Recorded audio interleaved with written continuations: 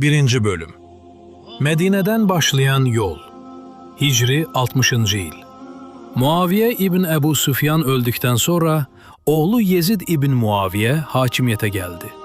Yezid, Medine valisine mektup göndererek emretti. İmam senden beyat al. Eğer kabul etmese, onu serbest bırakma. Gece vakti İmam Sen valinin sarayına çağırıldı. Vali mektubu okudu ve Yezid'e beyat etmesini istedi. İmam Sen sakit şekilde buyurdu. Biz peygamber ailesiyik. Yezid ise açıq-aşkar günah işleden bir insandı. Mənim kimisi, onun kimisine beyat etmez. Bu söz Medine'de yayılmağa başladı.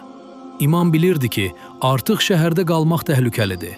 Çünki məqsəd yalnız beyat yox, Əhl-i Beytin səsini susturmaq idi.